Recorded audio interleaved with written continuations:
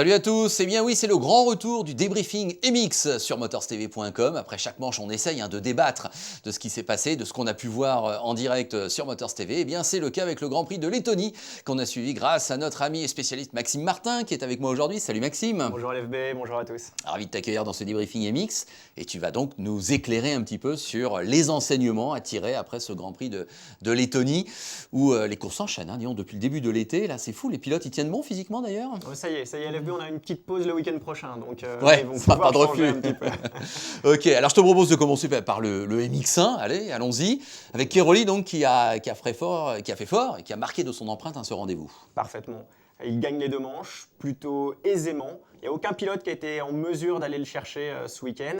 C'est vrai qu'il y avait Steven Frossard, le Français, qui est toujours très performant.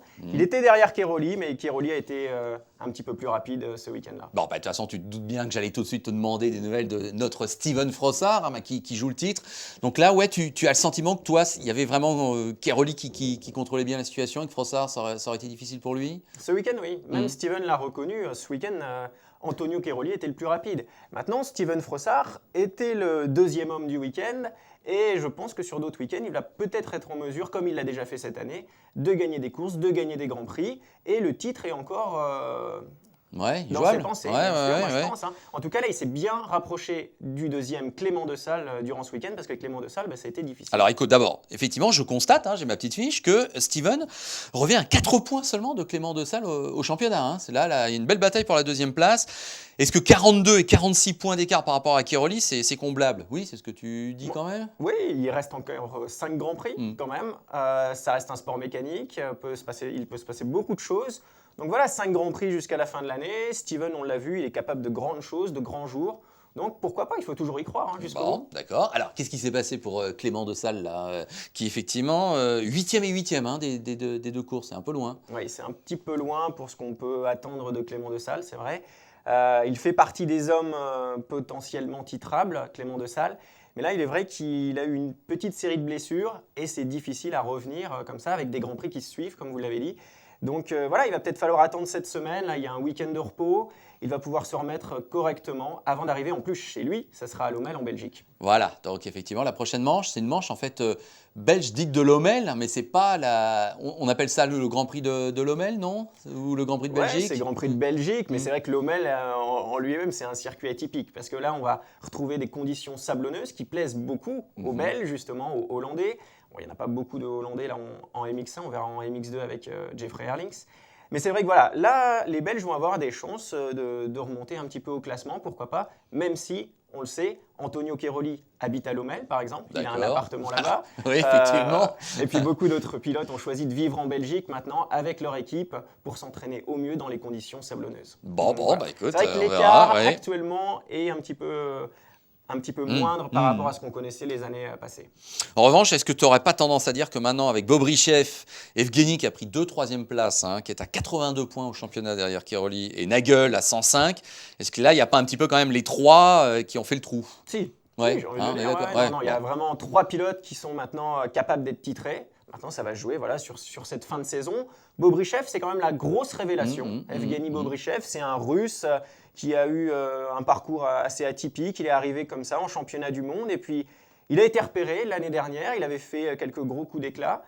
Et puis, cette année, il se révèle. Et puis, il montre vraiment que c'est un pilote sur lequel il va falloir compter les prochaines années. Bah oui, effectivement, il monte bien en puissance. Alors, ce qui lui manquait peut-être, c'était la confiance à Bobrichev. D'accord. Il avait fait des coups d'éclat, mais il ne croyait pas encore qu'il était capable d'être sur le podium, de gagner. Et c'est vrai que le week-end passé, c'était en Allemagne, il gagne les 2 manches. Alors là, tout le monde est stupéfait. Et c'est vrai que depuis ça, eh bien, on le voit beaucoup plus attaquant. Il se bat beaucoup plus avec les pilotes de tête. D'accord. Le fameux déclic? Peut-être. Ouais.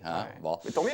Ouais. C'est un pilote de plus. Attention à ne pas s'enflammer, on le sait, en cross, c'est toujours délicat. Tu as été témoin d'une image absolument incroyable qu'on a mis sur le site de motorstv.com le plus vite possible. Raconte-nous, donc c'est aux États-Unis, la MyMX qu'on diffuse aussi sur Motors TV. C'est Chad Reed qui s'est envolé, c'est incroyable cette image. Chad Reed qui s'envole, c'est vrai. C'est une image vraiment très impressionnante qu'on a pu avoir dans la deuxième manche des 450. Ouais. Il prend le départ, il est deuxième, il double Villopoto. Il avait gagné la première manche, donc il est vraiment en pleine confiance, Chad Reed. Et alors là, eh bien, il perd un petit peu son ornière. Il y a la roue arrière qui tape dans une autre et il s'envole complètement sur un énorme saut. C'est une image impressionnante, une réception incroyable. Il a eu de la chance en même oui, temps, c'est ce que j'allais te dire. puisqu'il a atterri dans la petite descente. Ouais. Et finalement, eh bien, tant mieux pour lui, il ne se fait rien du tout. Il Oh. repart. Ouais. C'est ça qui est impressionnant. D'accord. Il repart dernier, il revient 14e. Donc ça, c'est quand même, ça montre vraiment son courage, sa motivation cette année. C'est une année incroyable pour Chad Reed, parce qu'il n'avait rien en début de saison. Il décide de créer son team.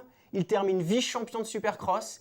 Il s'engage en motocross, ce qui n'était pas forcément sûr au début. Il s'engage et il est en tête du championnat motocross.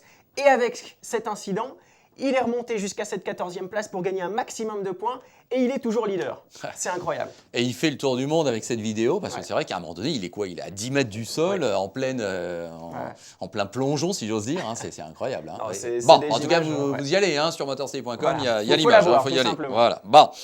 Eh bien, écoute, je te propose que la transition soit faite avec le MX2. On va enchaîner avec les disciplines. Bon, bah là aussi, Keroli a gagné les 2 courses en MX1. Roxen a gagné les 2 courses en MX2. Est-ce que là aussi, ça t'a semblé assez logique? Bah là, c'était du 100% KTM, ça c'est sûr. Côté MX5, côté MX2 aussi, avec Ken Roczen. Ken Roczen, bon, là, on s'attend à lui à chaque fois. Ça, c'est sûr que c'est l'homme du MX2 cette saison. Il l'a montré encore une fois, cette fois-ci en Lettonie. Ce qu'il y a, c'est qu'il est fort sur du dur, il est fort sur le sable, il est fort un petit peu partout. Et c'est un pilote très complet. Il est fort en supercross aussi.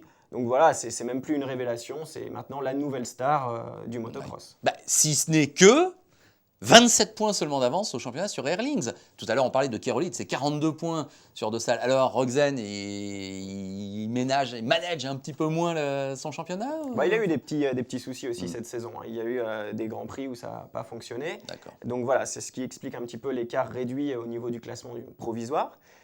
Il est vrai que 27 points, c'est pas énorme. Et puis le week-end qui va suivre ensuite, ça sera un Grand Prix qui va être plutôt positif pour le jeune Jeffrey Herlings. Il est très fort dans le ce que tu sable, disais, Jeffrey ouais. Herlings. Là, il peut un peu tirer son épingle du jeu, certainement, lors du Grand Prix de Lommel. Mais voilà, comme je vous le disais, Roczen, il ne va pas se laisser faire. Il va être là pour aller s'entraîner dans le sable lui aussi. Donc voilà, maintenant, les écarts sont quand même minimes dans ce type de conditions, même si Herlings, c'est vraiment son petit bac à sable là-bas, on va dire. Voilà. Bon, on a bien compris que ce soit Jean-Christophe Vasquetto ou toi, puisque vous êtes soit commentateurs ensemble, soit vous vous succédez, que oui, Roxen est bien l'homme à battre et que même s'il y a des hauts et un peu de bas, c'est quand même lui la nouvelle référence du MX2. Ça, je le sens bien. Alors, côté français, moi, j'allais évidemment te poser une question sur Gauthier Paulin, même si j'ai le sentiment qu'il y a peut-être d'autres Français à propos desquels tu dois nous parler un peu, là, parce qu'il y a eu je trouve, des bonnes performances. Là, je vois Nicolas Aubin dans la première course, voir Valentin Tellier dans la deuxième. Je te laisse faire le tour d'horizon des Français. Bon alors, on va commencer par Gauthier Paulin. Gauthier, il avait très bien commencé, 3e place en qualif, dans les meilleurs au warm-up. Et puis ensuite, en manche, malheureusement, ça a été des chutes. Une chute dès le premier tour dans la première manche, une autre chute dans la deuxième. Mais voilà, forcément, quand on part très loin. Et ensuite, il a eu une épaule douloureuse dans la deuxième course, donc il s'est battu. C'est vraiment un battant, Gauthier. Il a été jusqu'au bout. Il a essayé de gagner un maximum de points. Maintenant, voilà, c'était pas son Grand Prix. Malheureusement, ça commençait bien. Et les chutes ont fait que ça se passe un petit peu moins bien ensuite. C'est difficile, il faut remonter. Et puis, quand on a un petit problème physique ensuite, c'est compliqué. Alors, il y a eu des bonnes nouvelles, c'est vrai, côté français. Première manche avec Nicolas Aubin. Ah oui, Nicolas, 6e, dis donc. Ouais. Nicolas, il fait un excellent départ, de toute manière. C'est ce qui lui a permis d'avoir ce très bon résultat aussi. 2e dès le départ, et il tient un bon quart d'heure devant. Ensuite, elle a un petit peu rétrogradé, elle a jusqu'à la 6e place, mais ça reste correct pour Nico. Malheureusement, la deuxième, lui aussi, il a chuté. Et puis, c'était dans les derniers tours, il avait fait une superbe remontée. Et puis, il n'a pas pu redémarrer correctement sa machine. Donc voilà, malheureusement, c'est comme je vous disais, le sport mécanique. Oui. Et puis, la meilleure performance française, on termine par ça, c'est la bonne nouvelle pour lui, c'est pour Valentin Tellier. Valentin, il revient de blessure. Il est arrivé juste début juillet dans le championnat du monde. Et voilà, il est en train de monter en puissance, tout doucement, comme on lui demande certainement. On est plutôt heureux chez Suzuki d'ailleurs. Valentin Tellier, c'est un Vendéen, il a toujours plein de fans chez lui, sur tous les circuits. Un garçon très très sympa, il était venu nous rejoindre d'ailleurs une fois sur Motors TV pour commenter avec nous. Donc voilà, un garçon très sympa qui revient dans le championnat du monde et puis cette fois-ci, meilleure performance française. Ça va lui redonner un petit peu de baume au cœur, c'est ce qu'il faut. 10e et 7e, Valentin Tellier. Bravo Valentin.